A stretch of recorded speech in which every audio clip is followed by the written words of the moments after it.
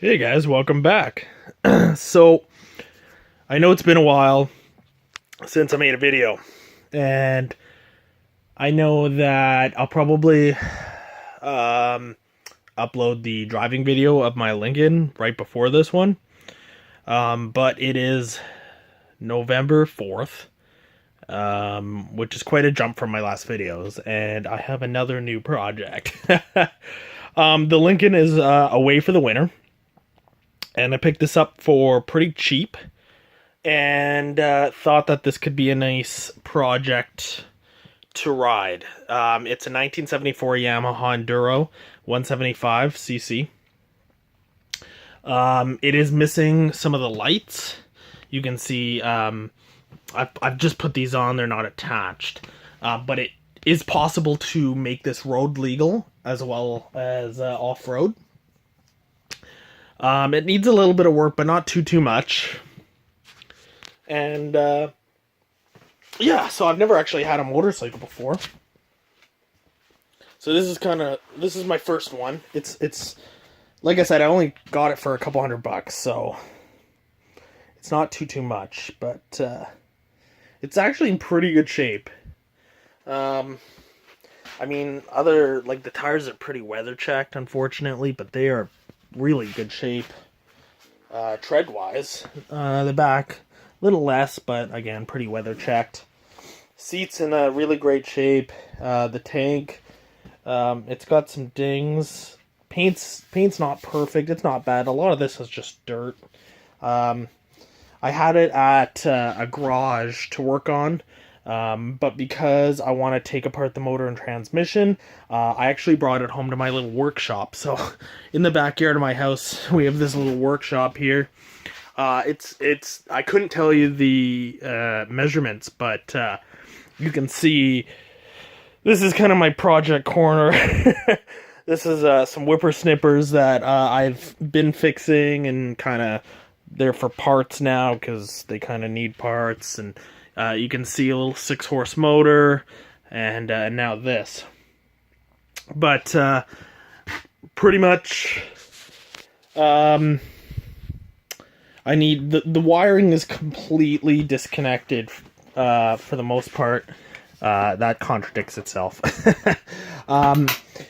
Other than the basics of ignition, it is completely disconnected. So the wiring harness is there. Everything's here, but it's disconnected. The cluster's disconnected.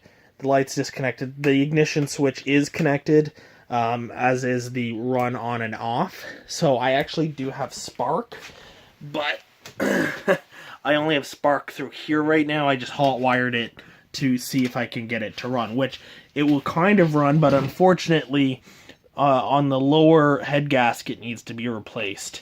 It is blown out. So I've ordered both the top and bottom head gasket as well as a couple other gaskets.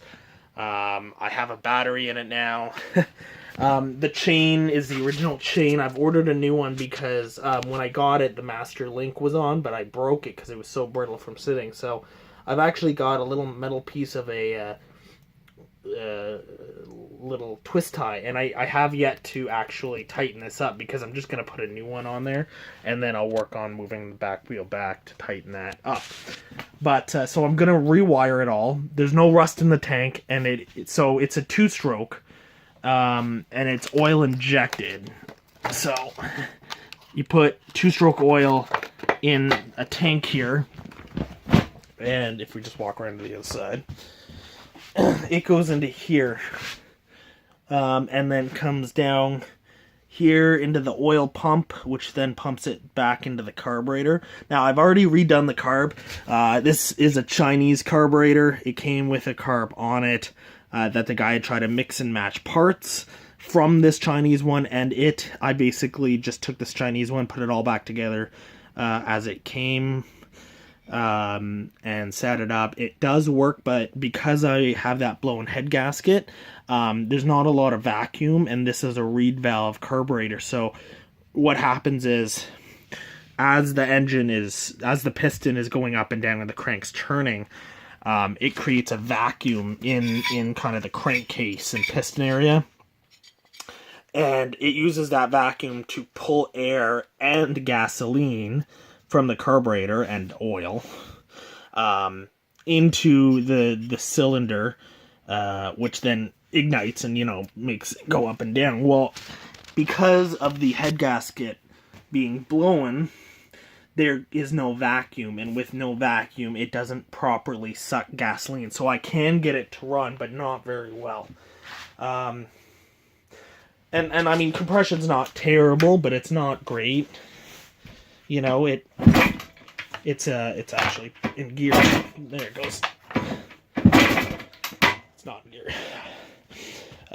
So I mean, it does have pretty good compression, but I'm gonna take the cylinder head off and check the cylinder and the rings and everything. Other than that, and the chain, that should get it running. I need to rewire the whole thing, and I've got a bunch of spare parts. So I've got a couple lights. Like, I've got the lights that come up here and clamp, but I'm missing like the clamps. I've got the lights, I'm missing the clamps.